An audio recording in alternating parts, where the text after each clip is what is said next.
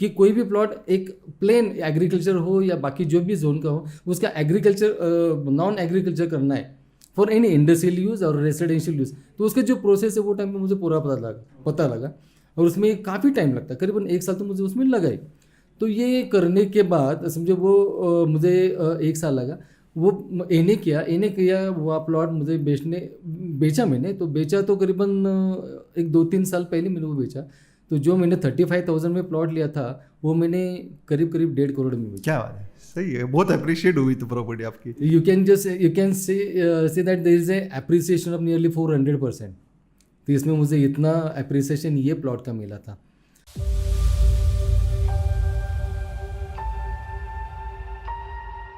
Welcome Chandrakant Gaikwad ji, welcome for podcast, thanks for coming. Chandrakant ji, कितने साल हुए आपको रियल एस्टेट में?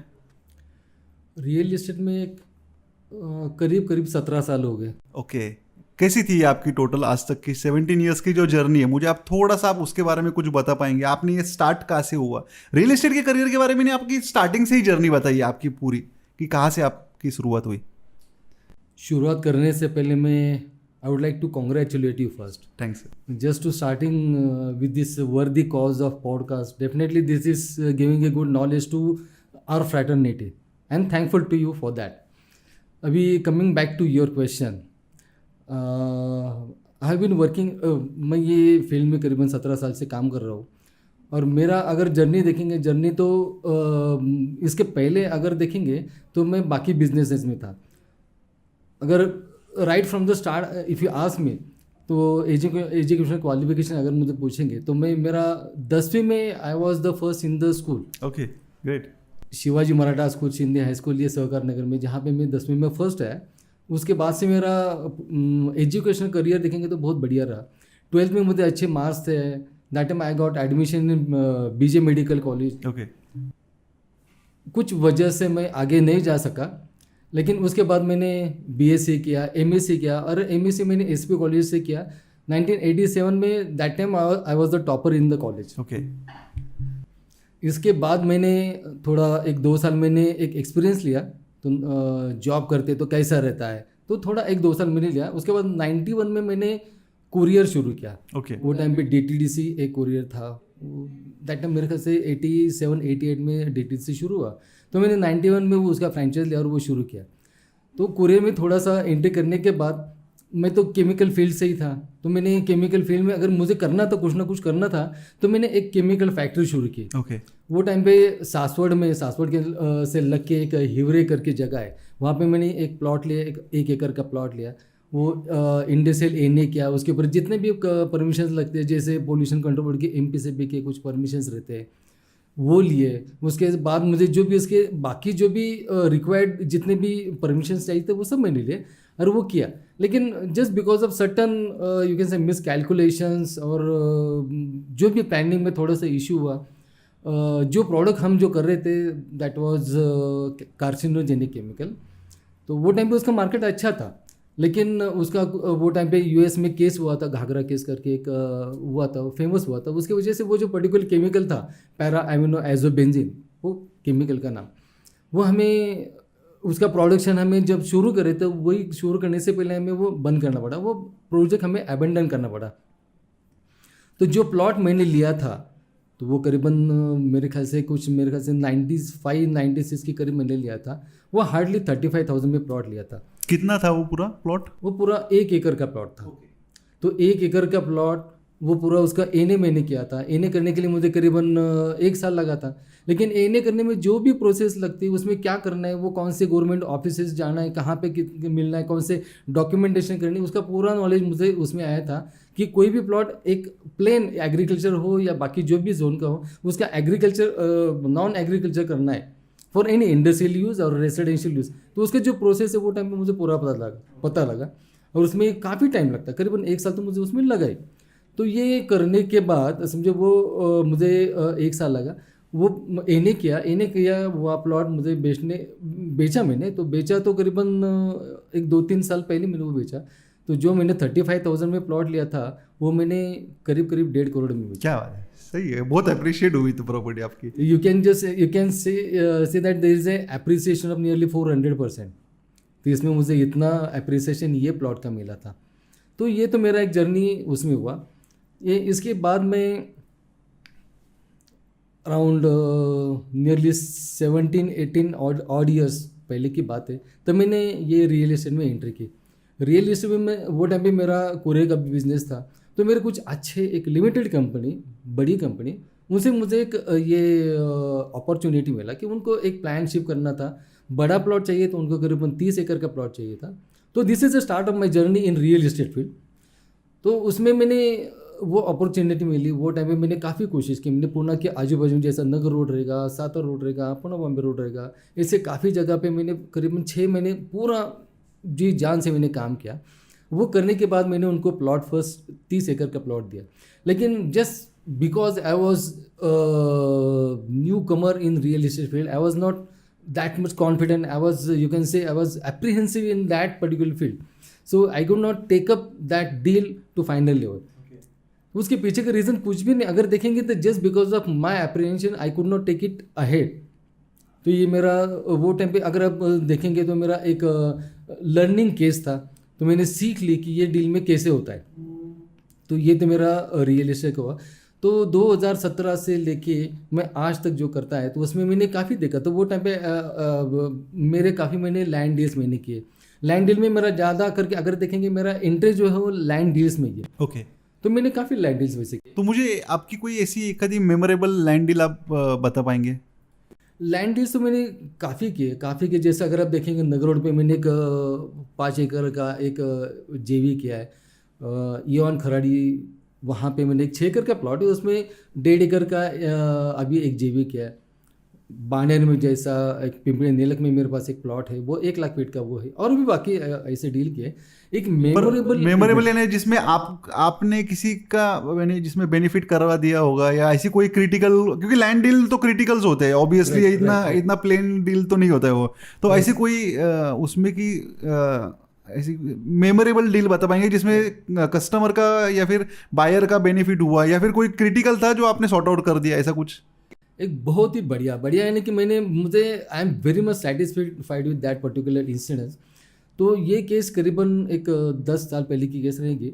तो ये डील ऐसा था कि एक बानेर में एक प्लॉट था, जो प्लॉट पे कंस्ट्रक्शन चल रहा था, लेकिन उसके पहले के कुछ लीगल इश्यूज थे, वो क्लियर किए नहीं थे। तो वो क्लियर नहीं किए थे, और उसका जो ओरिजिनल ओनर था, वो एक्चुअली वो प्लॉटिंग का वो प्लॉट था, उसमें जो भी कुछ लोगों के प्लॉट थे, वो उसका कुछ इशू था, लीगल कुछ इशू, वो क्लियर नहीं होता। तो मेरे पास आए। तो आने के बाद मैंने उनको कमिटमेंट दिया था। एक्चुअली वो तो केस चल रहा था, उनका डेवलपर के साथ केस चल रहा था कि जो भी उनके इश्यूज है वो क्लियर होने चाहिए। जब मेरे पास वो केस आया, तो मैंने उसका पूरा स्टडी किया। स्टडी करके मैंने उनको कमिटमेंट दी कि आपका ये केस मैं एक साल में क्लियर करूँगा। लेकिन I am happy to tell you that I have clear that case with in 10 months. 10 month में मैंने उनको जो भी है ना, कि वो मालिक भी इतने खुश हो गए कि उनको बाकी ज़्यादा कुछ टेंशन लेने की ज़रूरत नहीं थी। एकदम प्यार से मैंने डेवलपर से भी बात की, उनको भी ये बातें से भी समझ आए। लेकिन वो जो भी एक्सपर्टाइज मैंने यूज़ किया, उसमें से मुझे ये भी समझ में आया कि बिल्डर की सोच क्या रहती है, ओनर की सोच क्या रहती है। लेकिन मैंने ओनर का भी फ़ायदा करके दिया। तो उसको जितने पैसे उसको एक्सपेक्टेड थे, वो मैंने पैसे उसको कमा के मिला के दिए। और डेवलपर का भी वो टेंशन था कि जब भी इसमें कुछ लीगल क्लियरेंस, उसको तो क्लियर करना ही है, तो वो क्लियर कर दिया। तो दोनों का फ़ायदा कर दिया। तो मेरे लिए वो एक अच्छी सीख भी थी, और वो एक देखेंगे तो वो एक अचीवमेंट भी है।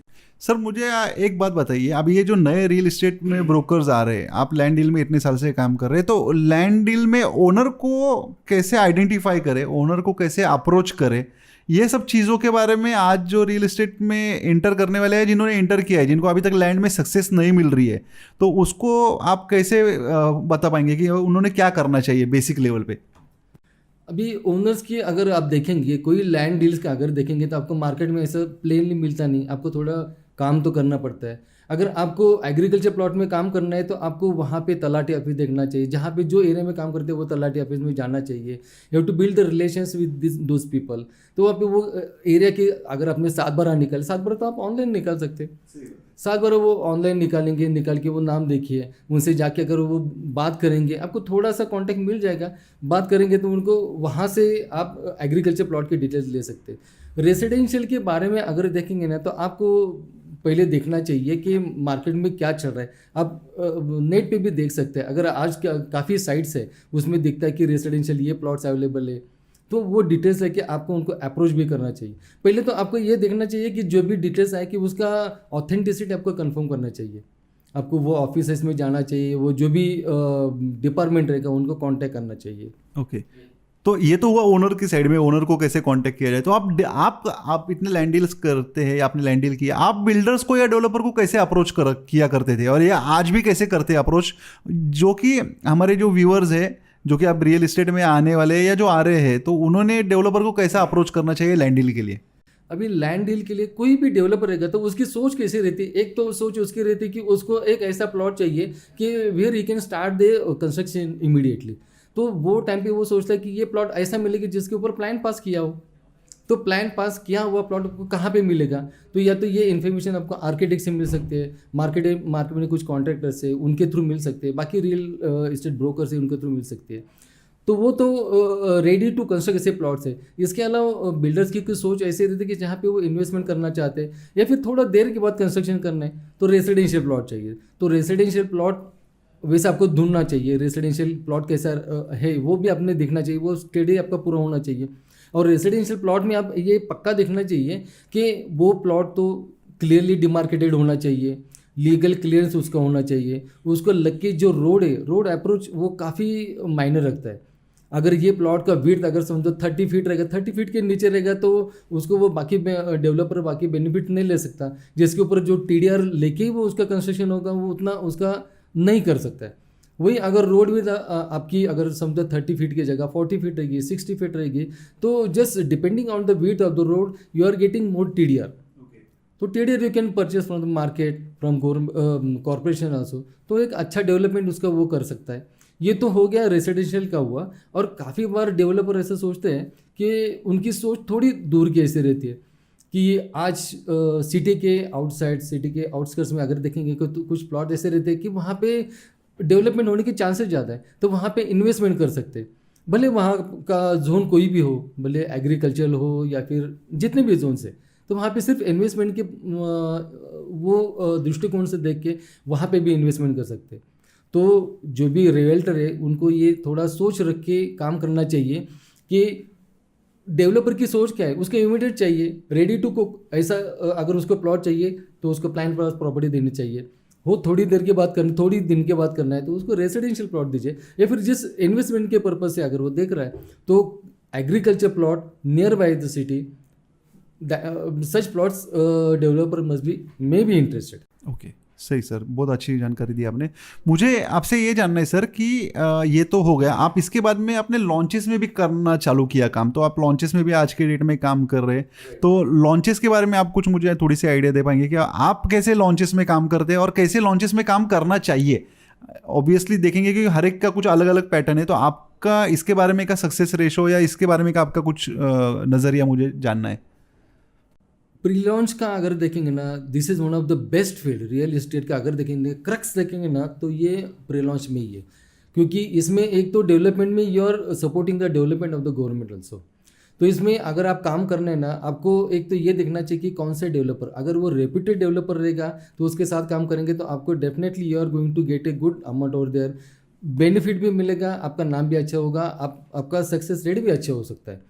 तो आपको प्री लॉन्च में काम करना है तो डेवलपर कौन है ये आपको देखना चाहिए, उनके साथ जुड़ना चाहिए। उनके साथ जुड़ के अगर आप काम करेंगे तो आपका अच्छा, डेफिनेटली अच्छा बेनिफिट मिलेगा, ये तो है। तो लॉन्च में आपके जो क्लाइंट्स हैं वो कौन से हैं, यानी कहाँ से वो क्लाइंट सोर्स होते हैं, या आप आइडेंटिफाई कैसे करते हैं क्लाइंट्स को उधर।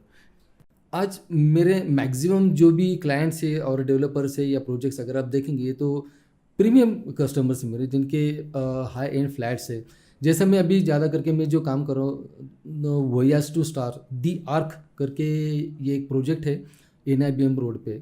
ये एक प्रोजेक्ट इतना बढ़िया प्रोजेक्ट है कि ये प्रोजेक्ट अभी ट्रेबेका डेवलपर से वो डेवलप कर रहे हैं, mister Kalpesh Mehta, he is the developer, he is the promoter of that particular company Tribeca. तो वो ये प्रोजेक्ट डेवलप कर रहे हैं। आर्क का एक बहुत बढ़िया OSP है कि it is having a largest rooftop in the world. Presently, it has got nearly 5 towers, but they are coming up with the last tower. And after launching the last tower, 6th tower, it will be the largest rooftop in the world. करीब करीब अगर देखेंगे तो 3 एकड़ का rooftop, इतना बढ़िया है. वहाँ के रेट देखेंगे तो बाकी अगर प्रोजेक्ट देखेंगे उनके हिसाब से, उनके कंपैरिजन में देखेंगे ना, तो आर्किटेक्ट सबसे ज़्यादा है, क्योंकि that is one of the best elite project in south of Pune. वो प्रोजेक्ट पे मैं काम करता हूँ, उसमें मैंने काफ़ी विजिट्स किए, काफ़ी डील्स भी क्लोज हो गए मेरे, रेगुलर चल रहे वो. उनका ही और एक प्रोजेक्ट है U1 करके. U1 is also, that is also develop by Tribeca developer. बहुत ही बढ़िया, वो भी अच्छा प्रोजेक्ट है. उसमें अगर मुझे खुशी होती है कि वहाँ पे अगर देखेंगे तो मेरे मैक्सिमम विजिट्स मेरे हो गए. अभी परसों मैं साइट पे बैठा था, वो बात हो रही थी कि जस्ट बात हो रही थी कि भाई यहाँ पे विजिट्स कौन से रियल्टर के, तो हमारा नाम टॉप में है, बोले कि इतने हो गए, और हमारे क्लोजेस भी वैसे ही हो गए. तो वो एक U1 है, ट्रिबेका है. वैसे उसके बाजू में जैसा रहेजा का स्टेलर है, रहेजा स्टर्लिंग है, वहीं पे बाजू में लोडा बेला विटा है. ये कुछ प्रोजेक्ट्स है जो पुणे साउथ में आते हैं, साउथ में है, पुणे साउथ में है. वैसे देखेंगे पुणे ईस्ट में भी है, पुणे नॉर्थ में भी मेरे पास प्रोजेक्ट्स है. जैसा ब्रह्मा बिल्डर्स का ह्यूज ऑफ द स्काई, ये काफ़ी बढ़िया और much awaited residential project in close to the city. अभी पेट एरिया में देखेंगे वहाँ पे कोई ऐसा बड़ा प्रोजेक्ट आपको नहीं मिलेगा कि जहाँ पे आप water amenities you expect from the new gated projects. फिर you expect swimming pool also, gym also, और काफ़ी बात है, काफ़ी एमिनिटीज़ है. ये सभी एमिनिटीज़ आपको ये यूज ऑफ द स्काई ये प्रोजेक्ट में मिलती है. ये भी अच्छा है, एक रेप्यूटेड प्रोजेक्ट है. अडानी का भी एक प्रोजेक्ट है, अडानी का कोरेगा पार्क में प्रोजेक्ट है, ये प्रोजेक्ट है. और ऐसे काफ़ी प्रोजेक्ट है इसके ऊपर हम अभी काम कर रहे हैं. और मेरा तो सोच ये रहेगा कि जो प्रोजेक्ट आपको, जो रेप्यूटेड डेवलपर्स है, जो आपको उनका मार्केट में अच्छा नाम भी है, जो टाइमली डिलीवरी देते हैं, उनके साथ आपको काम करना चाहिए. तो आपके क्लाइंट्स जो है ये आप ज़्यादातर लोकल क्लाइंट्स पे फोकस करते हैं या फिर आपके NRI क्लाइंट्स से ज़्यादा कनेक्ट है? मेरे डोमेस्टिक कस्टमर्स तो है ही, तो उसके साथ मैंने NRIs भी अच्छे क्लोज हो गए मेरे. जैसा रिसेंटली मैंने NRI एक ओमान से NRI है, उनको मैंने क्लोज किया था. उनका मैंने अभी रिसेंटली एक मेरा यूट्यूब पे मैंने वो वीडियो भी डाला है कि वो डील मैंने जब क्लोज किया, वो टाइम पे client was there in Oman. तो वहाँ से हमारी सिर्फ फ़ोन पे बात हो रही थी. फ़ोन पे मैंने उनसे बात करके, डेवलपर से बात करके उनका डील क्लोज किया, और बहुत अच्छे रेट में डील क्लोज हुआ. तो भी वहाँ पे खुश हो गए. वहाँ से उन्होंने मनी ट्रांसफ़र करके फिर ये डील क्लोज किया, और ये डील हो गया, उनका रजिस्ट्रेशन हो गया. अभी एक 5-6 दिन पहले वो पुणे आए थे. आने के बाद वो मुझे फ़ोन करके मेरे ऑफिस आए, आके वो काफ़ी खुश थे. वहाँ से उनकी जो भी उनकी विशेष होती है, उनका जो फेमस वो खजूर रहता है, वो भी उन्होंने लाइक. लेकिन we are very impress with the type of service she have given. His wife, she is also very happy. तो उन्होंने जो इशू चाहिए तो वो सब उन्होंने क्लियर करके दिए थे. तो जैसे, तो ये तो आपका ओमान का हुआ, और भी कोई और कंट्रीज से आपके क्लाइंट है? रिसेंटली 2 दिन पहले मैंने स्विट्जरलैंड का क्लाइंट है, ओके, उनको मैंने अडानी में एक डील क्लोज किया है. इसके पहले USA में भी किया है, USA के क्लाइंट उनके भी क्लोज हो गए. जापान का है, उनका भी मैंने किया. क्या बात है, सही बात है. सर मुझे एक जानना है कि आप तो इतने साल से रियल एस्टेट में, 2017 में रेरा आया, आज 2023 चल रही है. तो रेरा में जो डेवलपर्स 2017 में काम कर रहे थे, आज वो कहाँ पे, या उनका क्या सिनेरियो आप क्या देख पा रहे हैं, क्या सिनेरियो, क्या चेंजेस आ गए रेरा के बाद में? अगर डेवलपर्स की अगर बात करेंगे, इसके पहले जो भी मार्केट में जो भी डेवलपर्स थे, तो उनके हिसाब से जो भी उनको अच्छा लगता था, आपने देखा रहेगा कई जगह पे इलीगल कंस्ट्रक्शन भी होते थे, वो तो डेवलपर ही करता था. अगर जो अच्छे देखेंगे वो भी तो डेवलपर कर रहा था. ये तो पहले की बात है. लेकिन आफ्टर 2017 जैसे रेरा इम्प्लीमेंट होना शुरू हो गया, उसके बाद वो टाइम पे जो भी डेवलपर्स हैं, उनकी अगर संख्या आज देखेंगे ना, करीबन 60-70% तो कम हो गई. 60-70% कम हो गए. ओके, यानी अगर हम ये देखें कि 100 डेवलपर थे तो आज उसमें से 30-35 ही बचे. 30-35, राइट. ओके, तो 2017 से 2023 तक इतना बड़ा डिफरेंस महारेरा की वजह से आज आपको इंडस्ट्री में आया है. तो सर मुझे ये जानना है कि रियल एस्टेट ब्रोकर्स के बारे में क्या लग रहा है आपको? आज रियल एस्टेट ब्रोकर्स तो आज 2022 में 45,000 एग्जिस्ट कर रहे हैं महाराष्ट्र में. तो इसका फ्यूचर क्या होगा आते 5 साल में, आपको क्या लग रहा है, जो कि अभी नए नॉर्म्स है वगैरह उसके हिसाब से? रियल इस्टेट का प्रॉफिट ब्रोकर का अगर आप देखेंगे, इसके पहले की भी अगर आप बात करेंगे तो रियल्टर करके उनके तो कई नाम है, नॉमेनक्लेचर देखेंगे, उनको एजेंट भी कहेंगे, उनको रियल्टर भी करेंगे, उनको ब्रोकर भी कहेंगे, काफ़ी है। तो उनके जो भी पहले के इश्यूज थे वो पहले थे, बराबर है। जो भी इमेज टार्निश हुआ उसके पीछे भी काफ़ी रीजन है। लेकिन जैसे रेरा इम्प्लीमेंट हो गया, रेरा इम्प्लीमेंट होने के बाद जो भी सभी ब्रोकर्स के ऊपर जो भी उन्होंने टर्म्स रखी थी वो टाइम पे करना, तो पहले जो भी था उसमें अभी काफ़ी चेंज हुआ है। अगर आप देखेंगे वहाँ पे क्या, और आज देखेंगे तो 45,000 ब्रोकर्स है, लेकिन उनको काफ़ी बातें अभी इतना ट्रांसपेरेंट फील्ड है इसमें, हर ब्रोकर को उसको एग्ज़ाम कॉम्पिटेंसी एग्ज़ाम देना पड़ता है, उसको 18 आवर्स ट्रेनिंग लेना पड़ता है। After giving that 18 hours training, he has to appear for that exam, he has to get that competency certificate, and after getting that competency certificate, your certificate is valid, otherwise it goes invalid. तो वो तो करना है। तो आज देखेंगे ना तो 45,000 में से करीब मुझे लगता है कि 3-3.5 हजार ब्रोकर्स है कि जिन्होंने आज एग्जाम दिया है, और these 3,500 these are the valid the realtors with valid RERA certificates. तभी इन्होंने सभी रियल्टर्स ने तो ये तो अगर देखेंगे तो फिर 45,000 में से 7-8% लोगों ने ही एग्जाम दिए, बाकी तो और बचे देने के लिए। राइट। तो अगर ऐसा ही चलता रहेगा तो फिर ब्रोकर तो एग्जिस्ट ही करेंगे नहीं फिर मार्केट में। और अभी ये जो नया 6 मंथ वाला जो आया है उसके बारे में आपकी क्या राय है कि 6 मंथ में अभी जो रिपोर्ट ये करना है, ये कर पाएंगे ये सारे लोग? ये तो बहुत ही अच्छी बात है, क्योंकि रेरा का रूल है, उसमें ट्रांसपेरेंसी उनको सभी में लानी है। अगर आप देखेंगे तो आज ये 6 मंथ का उन्होंने जो रूल निकाला है कि मुझे water deals you are close in last 6 months, that report you have to provide to RERA. तो रेरा में आपको सब देना है। तो देने के बाद कह रहे हैं कि इसमें जितने भी के आपने कौन सा यूनिट कौन से डेवलपर के साथ किया है, जो डेवलपर के साथ काम करे उनके आपके वेबसाइट पे उनका नाम रजिस्टर्ड है क्या, उनके रेरा के वेब पेज पे अपना नाम है क्या, ये भी होना चाहिए। बाद में आपने उनके प्रोजेक्ट पे जो भी डील्स क्लोज किए, कौन सा यूनिट दिया है, ये इसके साथ रेरा ने हमारा ख्याल इतना रखा है कि कौन सा डील क्लोज किया है तो इसके साथ आपको कितना ब्रोकरेज मिलने वाला है, ये भी उसमें दिया है। यानी कि they have safe guarded us also. तो ये बहुत अच्छी बात है। इससे ये करने से क्या रहेगा कि आगे होने वाला जो भी होगा वो अच्छा ही होगा। जो भी those who are ready to go with the RERA also, they will be in the market, they will be in the race. Otherwise those who think that they won't be able to cope up with the competition, और जितने भी ये सब उनके conditions आ रहे हैं, अगर वो नहीं करेंगे तो वो तो पीछे रह जाएंगे। लेकिन रियल्टर ने इसके ऊपर सोचना चाहिए, थोड़ा सीरियसली ये करना चाहिए, और करेंगे तो पक्का इनको बेनिफिट होगा।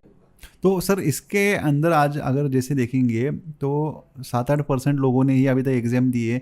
अभी ये रिपोर्ट्स जो है, अगर एग्जाम ही दिए नहीं तो ऑब्वियसली रिपोर्ट भी नहीं देंगे ये लोग, तो कुछ ना कुछ तो एक्शन तो इनके ऊपर होना ही है आगे चल के। तो आप इनको क्या सजेस्ट करेंगे, ये सब चीज़ें अगर ये करनी है तो इनको एजुकेशन तो देने के लिए गवर्नमेंट भी रेडी है, पर ये सामने आ रहा नहीं है कोई एजुकेशन के लिए, तो आप क्या संदेश दे पाएंगे इनको कि क्या करना चाहिए इन्होंने, एजेंट्स ने? शायद ये भी हो सकता है कि ये जो भी रियल्टर्स है उनको पता नहीं रहेगा कि हर सिटी के हर जगह पे, अगर हम पुणे की बात करेंगे, पुणे में भी कुछ अच्छे प्रोफेशनल एसोसिएशन है, जैसा national association of NARJ, national association of realtor, इनका पुणे का जो विंग है professional realtors of Pune pro, ये एक one of the best professionally manage realtors association who is taking care of realtors. तो ये रियल्टर्स के लिए ही बनी है, तो उनके फ़ायदे के लिए उनके लिए सभी ट्रेनिंग मिलती है, एजुकेशन ट्रेनिंग जो भी चाहिए। रेरा में जो भी नए नॉर्म्स आ रहे हैं, जो भी नए जो भी अपडेट्स रहेंगे, उसकी नॉलेज आपको मिलती है। तो ये सब जो भी रियल्टर्स अभी तक जिन्होंने शायद वो एग्ज़ाम दी नहीं रहेगी या फिर आगे उन्हें स्टेप नहीं लिया रहेगा, तो उन्होंने ये सोचना चाहिए। और कोई ऐसी जो एसोसिएशन है, जैसे मैं आपको प्रॉप का बोलता हूँ, तो उन्होंने ये ऐसे एसोसिएशन ज्वाइन करना चाहिए, तो उनको समझेगा कि आज मार्केट में क्या चल रहा है, आज रियल इस्टेट का फील्ड पुणे में कैसा है, इंडिया में कैसा है, ग्लोबल कैसा है, उनकी पोजीशन क्या है, वो कहाँ तक जा सकते हैं, वो सब इन्फॉर्मेशन उनको प्रॉप में मिल सकते। तो उनको प्रॉप जैसे कोई बढ़िया सी एसोसिएशन इनके साथ जुड़ना चाहिए, उसमें ही उनका अगर आप देखेंगे तो फ्यूचर। सही बात है सर। जो बायर्स है, मुझे आप कुछ बता पाएंगे कि बायर्स ने कैसा एक्चुअली डेवलपर चुनना चाहिए, या फिर कैसे ट्रांजेक्शन में वो चैनल पार्टनर के साथ क्यों आना चाहिए, तो उनको चैनल पार्टनर के साथ आते हो क्या बेनिफिट मिलता है, या फिर इंडिविजुअल जब वो डील करते हैं तो उनको क्या नुकसान होता है या फायदा होता है, ये चीज़ सब चीज़ों के बारे में बहुत सारे कन्फ्यूजन है मार्केट में।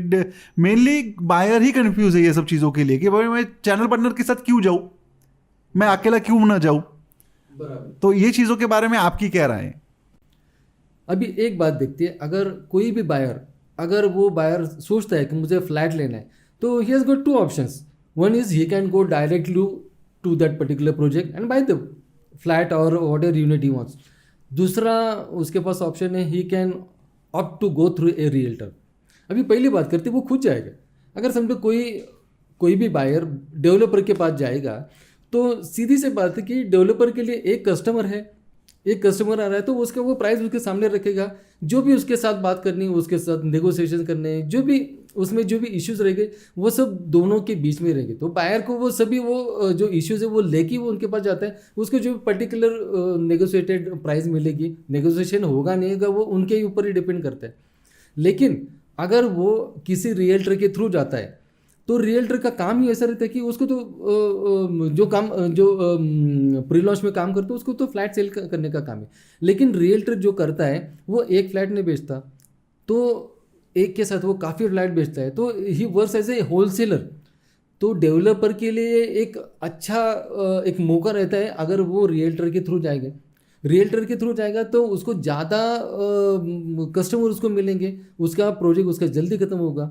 तो अगर कोई भी बायर रियल्टर के थ्रू जाएगा तो उसको नेगोशिएटेड प्राइस, बहुत अच्छी नेगोशिएटेड प्राइस उसको मिल सकती है, क्योंकि डेवलपर तो सोचता है ये आदमी आ रही है रियल्टर के थ्रू, और रियल्टर को पता रहता है कि मार्केट में रेट क्या चल रहा है, उसको पूरे लोकेलिटी का सब पता रहता है, कौन सा डील कौन से रेट में क्लोज हुआ है। उनकी भी फ्लैटर्निटी है, अभी जैसे रियल्टर की फ्लैटर्निटी है, तो प्रोजेक्ट पे कितने तो भी ब्रोकर्स रहते हैं, ये ब्रोकर जो भी काम करते हैं उनसे थोड़ा सा तो इन्फॉर्मेशन रहता है कि भाई लास्ट जो लोवेस्ट डील क्लोज हुआ है क्या रेट में गया है, तो एक अंदाज़ा इन्फॉर्मेशन उसके पास रहती है। और अगर बायर कोई रेप्यूटेड अच्छा रियल्टर इसके थ्रू अगर वो काम करेगा तो उसको बहुत ही अच्छा रेट मिलेगा। नेगोशिएटेड प्राइस तो उसको मिलने वाली है ही, वो तो मिलेगी।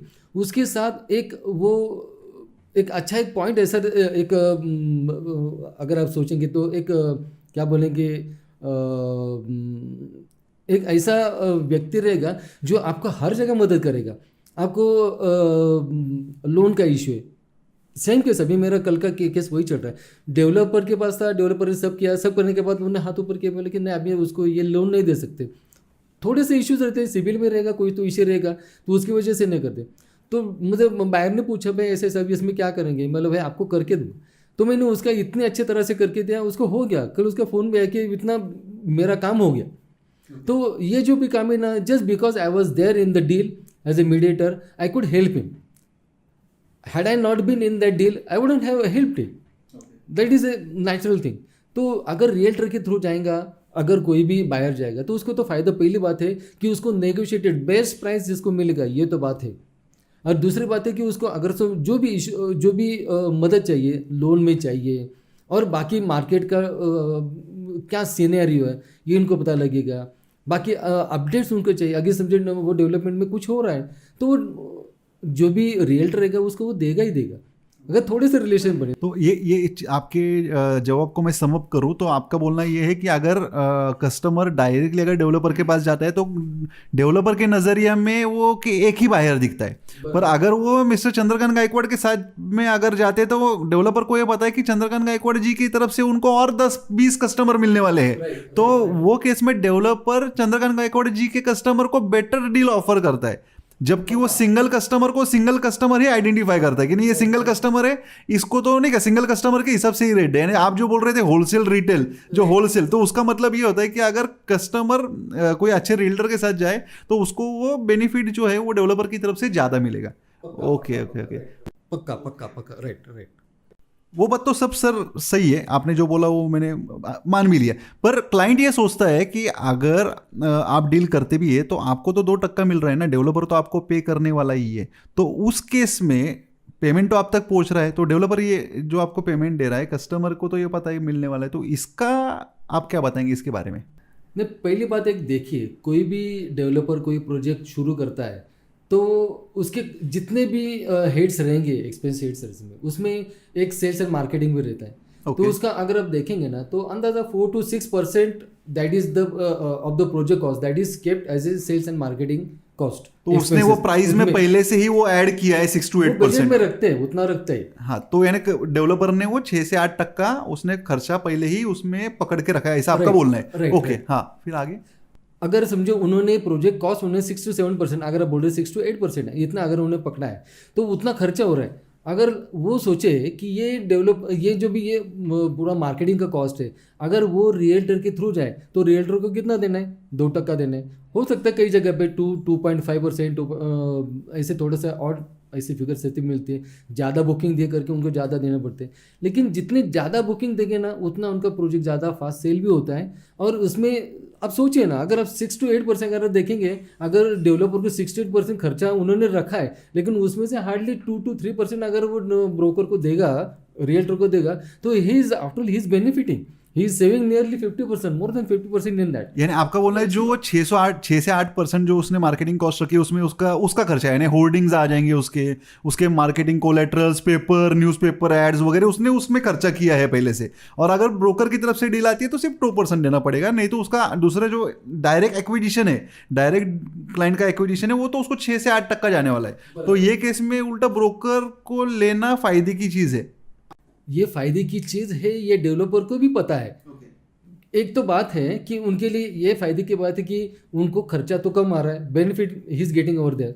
दूसरी बात है कि जब when he is taking the help of the channel partners और brokers, he can sell the project very fast. अगर वो खुद करेगा तो वो प्रोजेक्ट सेल करने के लिए 1 साल लगेगा। वही अगर चैनल पार्टनर के थ्रू, अगर ये ब्रोकर के थ्रू करेगा ना, ये हो सकता है कि 4 महीने में पूरा प्रोजेक्ट सेल हो जाए। तो इसमें भी एक्चुअली कस्टमर का इसमें भी बेनिफिट है। अगर ये प्रोडक्ट आज आपको 1000 रुपए में मिल रहा है, अगर ये बिल्डर धीरे धीरे करके बेचेंगे तो प्राइस बढ़ाएगा ही ना। आज 1000 का 1200 करेगा, 1200 1400 करेगा, तो धीरे धीरे बढ़ा नहीं वाला है। आपको इनिशियल डेज में चैनल पार्टनर की वजह से मिल रहा है, तो वैसा भी उसका बेनिफिट है। पर सर तभी मुझे पूछना है कि बहुत सारे क्लाइंट ऐसे भी होते हैं कि तभी भी आपको 2% क्यों मिलना चाहिए?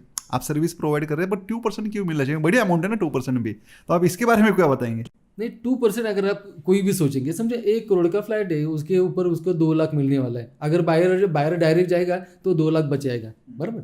लेकिन अगर आप ये रियल्टर के थ्रू सोचेंगे ना, ये 2 लाख ऐसे उसको फ्री में नहीं मिलते ना, क्योंकि कोई भी कस्टमर से कांटेक्ट करना और वहाँ से लेके actually the job of a realtor is to get the customer to the door step of that particular project sales office. तो उसका काम वहाँ पे, और उसके पहले जब भी जो बायर आए तो उसको पूरा माइंडसेट उसका पूरा रेडी होना चाहिए, सब उसका तैयारी उसको करके ही फिर वो वहाँ पे जाता है। और वो ये सब करने के लिए वो क्या इजीली ऐसे मिलते नहीं ना कस्टमर, ऐसे थोड़ी कि हम बाहर देख रहे मिल रहे। उसके लिए उसको डिजिटल मीडिया पे उसका ज़्यादा खर्चा करना पड़ता है। अगर आप देखेंगे उसको फेसबुक इंस्टाग्राम ये यूज़ करना पड़ता है, PPC गूगल एडवर्ड्स। अगर ये देखेंगे तो सबसे महंगी बात है इसमें। अगर आपका लीड कॉस्ट देखेंगे, अगर आप दिन का 10,000 डालेंगे, 10,000 में आपको 4 लीड आए तो भी आपका 2,500 एक लीड का कॉस्ट हो गया। एक लीड की कॉस्ट 2,500 रुपये जा रही है। लेकिन 2,500 जाने के बाद भी वो क्रैक होगी कि नहीं ये आपको पता नहीं है।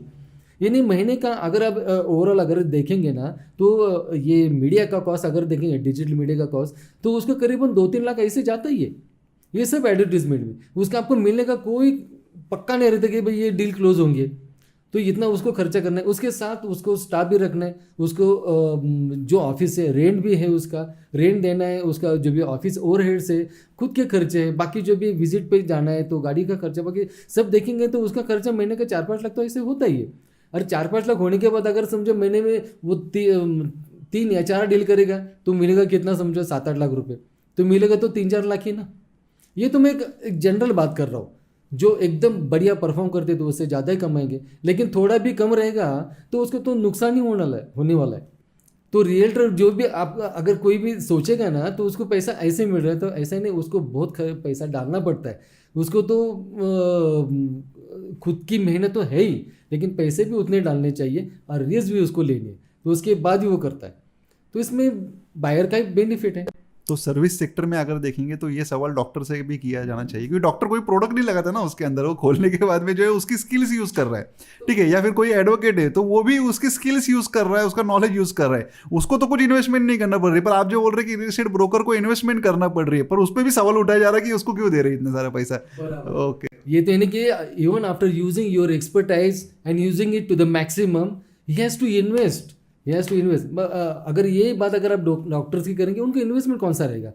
उनका तो नॉलेज है ना, उनका एक्सपर्टाइज ही वो यूज़ करेंगे। कोई ऑपरेशन में अगर देखेंगे तो बाकी उसको क्या करना है, उसको ऑपरेशन नहीं करना है, लेकिन उसका इन्वेस्टमेंट नहीं है ना, उतना नहीं हो सकता है, कुछ रहेगा लेकिन हाँ, उतना, स्टाफ बीफ का थोड़ा सा वगैरह जो हाँ भी रहेगा। लेकिन हमें तो डिजिटल मीडिया इसका तो सबसे ज़्यादा, and we have to make the maximum use of digital media, and that is the only media available where you can get the maximum buyers. तो वो तो खर्चा वो तो बहुत है। और ऑब्वियसली तो सर उतना हम करते 100 लीड एक्वायर करने के बाद में उसमें से 10 लोग साइट विजिट के लिए आते हैं, 10 लोग जब साइट विजिट करते हैं उसमें से एक आदमी बुक करता है। तो ऑब्वियसली अगर आप 2,500 रुपए एक लीड कॉस्ट पकड़ेंगे तो 100 लीड की कॉस्ट कितनी होती है। तो ये भी एक्चुअली सोचना बहुत ज़रूरी है आज के टाइम में रियल्टर्स को। सर मुझे एक जानना है आपकी, कोई मुझे एक फाइनल सक्सेस स्टोरी जानना है कि जिसमें आपने ऐसा कुछ ट्रांजेक्शन किया कि जिसमें जो नेक्स्ट टू इम्पॉसिबल था, अगर आप नहीं होते वो केस में तो वो डील होना नेक्स्ट टू इम्पॉसिबल थी, ऐसा कुछ मुझे आप शेयर कर पाएंगे? एक सक्सेस स्टोरी है ये रियल एस्टेट की।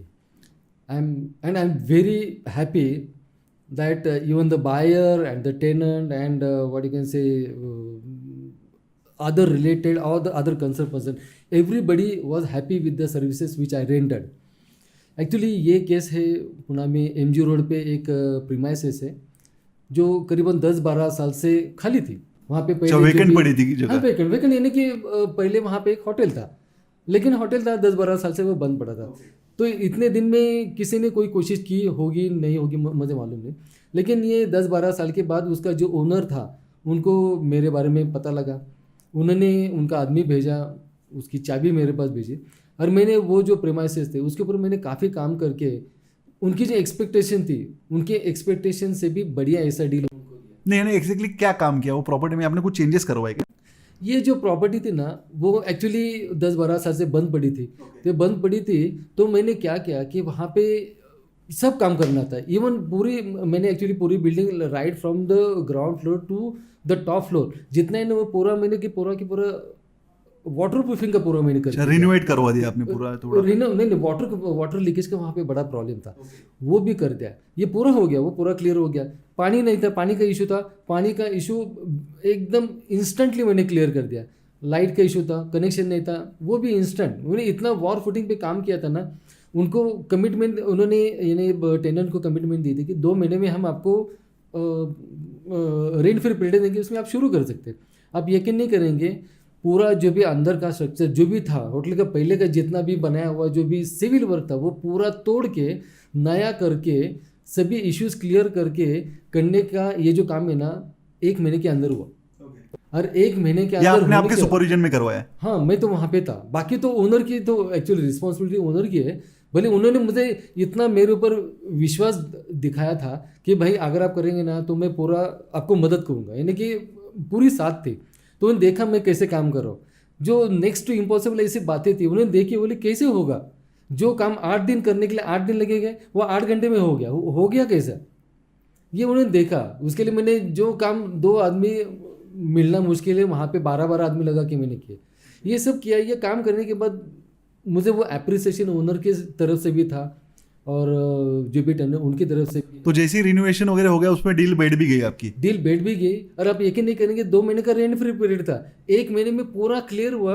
और 1 महीने के बाद जो टेनेंट था कैफे पीटर, तो अच्छा डील जो है वो कैफे पीटर, अच्छा बड़ा ब्रांड है, वो भी बड़ा ब्रांड है। और उन्होंने जब देखा ना कि उन्होंने थोड़ा सा इंटीरियर कर दिया तो लोग आने भी शुरू हो गए। तो ऐसा हुआ ना कि आधा ही काम हुआ है और बिजनेस भी शुरू हुआ।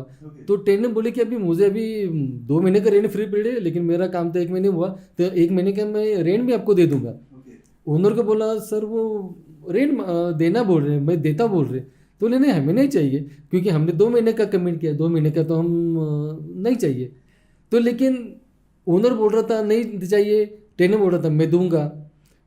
तो इसमें थोड़ा सेंटिमेंटल था, तो मैंने उनको रिक्वेस्ट की, वो बोला मुझे देना ही देना है। क्योंकि आई am very much happy with the developments happened here. और जो भी प्रीमाइसेस उसको मिले उसके ऊपर वो इतना खुश था ना कि वो बोले मैं दूंगा, और उन्होंने 1 महीने का दिया। और आज आप अगर आप देखेंगे ना तो MG रोड एक that is one of the best location in the Poona where getting such a spot is next impossible. माजुरीन जैसा एक फेमस स्पॉट है, उसके सामने अगर ये प्रीमाइसेस वो भी नियरली 3000 स्क्वायर फीट अगर आपको मिल रही है, वो भी एक अच्छे रेंट में, और वो भी लॉन्ग लीज पे, और क्या चाहिए। डेफिनेटली सर, ये आपका एक्सपीरियंस है जो आप आपके क्लाइंट्स को बेनिफिट करवा रहे। Thanks Chandrakant sir for coming to our podcast. आज बहुत सारी चीज़ें आपसे नई जानने मिली, बहुत सारी नई चीज़ें सीखने मिली हमारे व्यूअर्स को भी और मुझे भी personally. Thanks sir, thanks for coming. Thank you, thanks for inviting me.